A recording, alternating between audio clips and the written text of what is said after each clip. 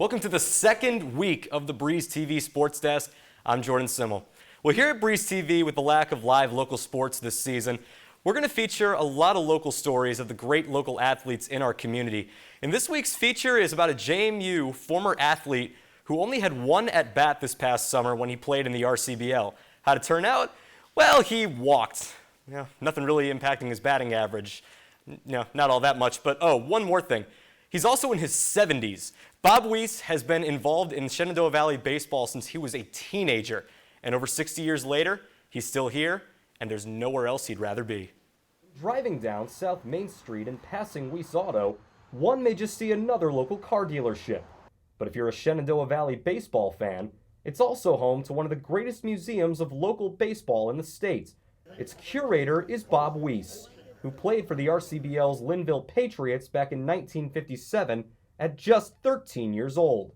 To this day, he's still the youngest player ever in the history of the league. The manager was a gentleman by the name of Dick Gilkerson, who had played for the Detroit Tigers. And that summer I played Babe Ruth League Baseball, American Legion Baseball, and the Rockingham County League. Wease played in both the Rockingham County Baseball League and Valley Baseball League until he was 49 years old, and is now a Hall of Famer in both of the local leagues. His life in the Valley is also tied to the local schools and universities as well. He graduated from Broadway High School in 1962, and 10 years later, even played for the JMU Dukes in their 1972 season.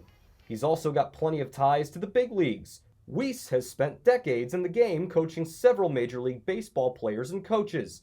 Even after leaving Harrisonburg and going pro, those players and coaches still haven't forgotten about Bob. The phone rings one day and he says, "Bob." And I act like, yeah. I said, "Who's this?" He said, "It's Juan." And I go, "Juan who?"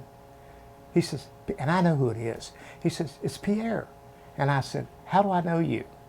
"Oh, come on, Bob." He says, "What are you doing?" I said, "Well, I'm just sitting here waiting for somebody to give me some tickets to the World Series." He says, "That's why I'm calling you. Will you come?" Well, we went to the World Series. His impact on the current generation of baseball players was also on full display this past summer when he was one of the managers on the Broadway Bruins championship team. Travis Reef-Snyder was coached by Wease this season, and to him, Bob doesn't just impact his players, he impacts people. As a person, it seems like Bob's really never met someone he doesn't know. Like, he acts friendly with everybody. He's kind of the same way to everybody, which is definitely an admirable trait to have. Wease loves baseball. He loves Harrisonburg and its community, and he won't hesitate to say that he sees his life as a blessing. For the rest of his days, he plans to stay at the Diamond and be with baseball until the good Lord calls him home. I honestly believe, and this is the way I don't think age should ever come into what you want to do if you're able to do it. I thank God every day for every minute He's given me. For Breeze TV, I'm Jordan Simmel.